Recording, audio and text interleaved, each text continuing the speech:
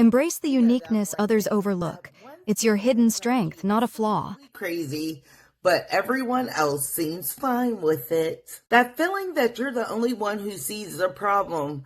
That daily nagging sense that something is missing or broken and no one even notices. For years, I thought that was a weakness. My biggest weakness. I figured I was too sensitive, too critical, maybe even just a tad broken. So I tried to ignore it, to be more like everyone else and just accept the world as it is. But what if I told you that constant nagging frustration is not a character flaw? It's not noise either. It's a signal.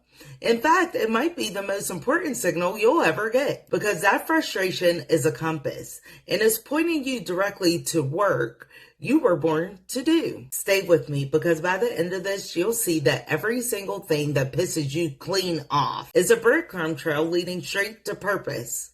Your purpose. So first, we have to discuss the problem. Real talk. The feeling that you feel is not a minor annoyance. It's physical. It's the tension you feel in your jaw when you see sloppy work. It's the heat in your chest when you witness an injustice. It's that bone-deep exhaustion that you feel when you explain a problem for the umpteenth time and nobody seems to get it. It's a feeling that thought leaders like the late Dr. Miles Monroe would call a holy discontent. It's righteous anger. Most people learn to medicate that feeling. They scroll past it, they numb it with entertainment, or they just dismiss it as stress. Worse, they let it curdle into bitterness. They become the person who complains endlessly but never does anything. The person who sees every problem in the world but feels completely powerless to solve them. This unchanneled frustration is absolutely dangerous. Anger without action will poison your spirit. It leads to burnout, hopelessness, and a quiet resignation where you just give up. You start to believe that this is just how things are. And the real problem, it's you. I lived there for a long time. I was perpetually annoyed with broken systems, shallow conversations, and the wasted potential I saw everywhere. It made me feel totally isolated. Why couldn't I just go with the flow? Why did these things bother me so darn much? That feeling of being the only one who cares is a lonely place. It eats at you until you finally decide to do something about it. And that right there, that's the turning point. The moment you stop asking, why am I frustrated? And start asking, what is this frustration trying to tell me? That's your turning point. But here's the secret that people like Dr. Miles Monroe taught. Your anger, it's not an accident. It reveals your assignment. The very thing that makes your blood boil is a clue to what you were created to solve. The reason you can't stand disorder is because you were born to bring order. The reason you're infuriated by ignorance is because you were destined to bring knowledge. The reason you ache when you see injustice is because you were born to bring justice. Think about it. Out of thousands of problems in the entire world, only a few specific ones really get up under your skin. You might scroll past news of economic turmoil, but a story about a neglected animal keeps you up all night long. For your friend, it's the exact opposite. That isn't random. It's like an internal alarm system calibrated to go off when it detects a problem in the territory you were assigned to manage. Your frustration is the birthplace of your purpose. It's a signal that something in the world is out of alignment with a core value that you hold near and dear. So here's the big idea. Stop seeing your anger as a destructive force to be suppressed. Start seeing it as a creative energy to be channeled. This isn't about the shallow anger of getting cut off in traffic. This is about the deep, recurring frustration that feels like it's part of your soul. That frustration isn't your weakness, it's your superpower in disguise. The solution: how to read the map. So what do you do with this feeling? How do you turn that raw energy into something so productive? You need a way to interpret it. Here's a simple 4-step way to start turning what pisses you off into your purpose. First, get specific with the frustration. Get a journal. For the next 7 days, I want you to write down every single thing that irritates you, annoys you, or genuinely just angers you. Don't filter it. Don't judge it. Just document. Did our coworkers' incompetence derail a project? Write it down. Did you see trash all over a park? Write it down. Over time, you'll start to see patterns. You'll realize it's not 100 different things bothering you.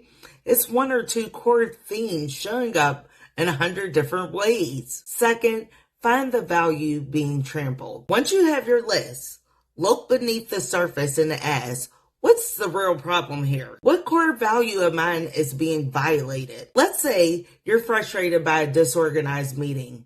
The surface problem is the meeting, but what's the deeper issue? Is it the disrespect of people's time, the inefficiency and wasted potential? The lack of clear communication? When you see litter in a park, is the core issue the lack of respect for nature? A lack of civic responsibility? Your anger is almost always pointing to a deeply held value. When you feel that fire, it's because a value like efficiency, respect, justice, or compassion is being ignored. Find the value, name it. Third, define the opposite. Your vision. Now that you know the value, you can define your vision. If your frustration is with inefficiency, your vision is a world of seamless, effective systems. If your frustration is with injustice, your vision is a world of equity and fairness. This step turns the negative into a positive. You're no longer defined by what you hate. You're defined by the future you want to create. This is how you transform from a critic into a builder. Your frustration with broken communication becomes a mission to foster clarity. Your anger at cruelty becomes a purpose to create spaces of safety and compassion. Take one small purposeful action. See, purpose is not found in one single thing or one single grand revelation. It's built through small, consistent actions. You don't have to quit your job tomorrow. The goal is to take one tiny step that aligns with your vision. If you're frustrated by ignorance on a topic, can you share one insightful article? If you're bothered by the lack of community in your neighborhood, can you introduce yourself to one new neighbor?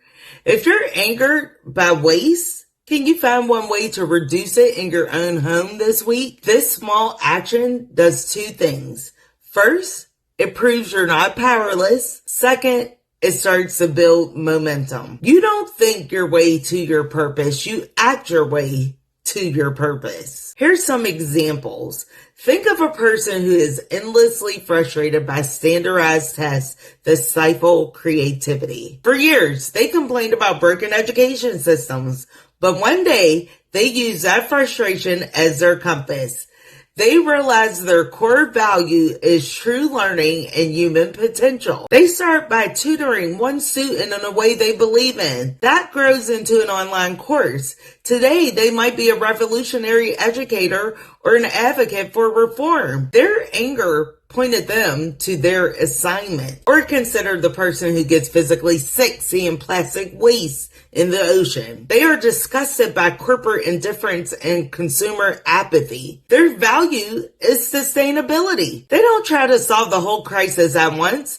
They start by meticulously organizing a local cleanup. That leads them to a design of reusable products, to start an initiative to ban plastic bags in their town. The frustration was the fuel. Think of a person who can't stand watching talented people get held back by self-doubt. It drives them absolutely insane to see potential go wasted. They realize their core value is empowerment. They start by mentoring one junior colleague. Years later, their respected coach who has helped hundreds of people unlock their own greatness. It all started with something that pissed you clean off. It started for them with something that pissed them off. Your frustration is not a problem to be solved. It's a calling to be answered. The things that make you angry are a curated list of problems you were put here to fix. For too long, you may have tried to silence that inner voice that refuses to accept the things as they are. Today is a day you stop fighting it and start following it. Lean into that holy discontent. That feeling isn't your enemy. It is your most honest and loyal guide. It's the fire that will keep you from accepting mediocrity. It's the reminder that something in this world is broken and you, my friend, are the one meant to repair it. The world doesn't need more comfortable people. It needs more people who are pissed off about the right things.